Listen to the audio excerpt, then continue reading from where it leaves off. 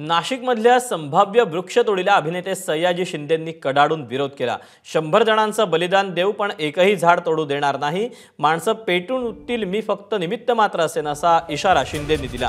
कुंभमेळ्यासाठी झाडं तोडणं दुर्दैवी आहे, खूप विरोध करावा लागेल।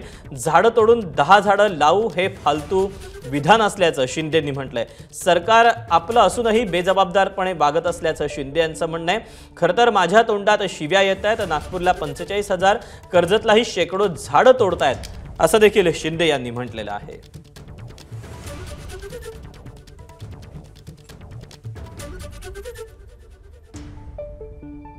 तर आता हे तपोवनचं तर मला इतकी फोन आणि माहिती येते, मी प्रत्यक्ष जात नसलो तरी मी त्यांना सांगितले, आमचे जे मनीष बाविस्कर आहेत किंवा मनोज साठे आहेत किंवा शेखर गायकवाड आहेत, त्यांना सांगितलं की तुम्ही जर एक झाडं तोडून 10 झाडं लावणार सांगत असाल, असलं काहीतरी फालतू विधान करत असाल, तर आम्ही एक झाड तोडण्यासाठी 100 माणसं तयार आहोत।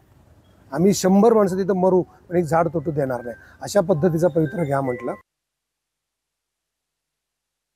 त्याच्या पुढं आपण हे झाडं तोडणं थांबवलंच पाहिजे।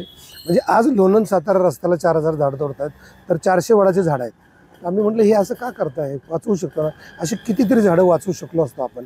आणि लावण्याची चेक करण्याची पद्धत आपल्याकडे नाही आहे, तर ही दुर्दैवाची गोष्ट आहे। सरकार आपलंच असताना आपलं म्हणूनच इतकं बेजबाबदार वागतं, माझ्या तोंडाशिवाय पण बेजबाबदार वागतं या झाडांच्या बाबतीत, तर मला फार अनुभव आहे।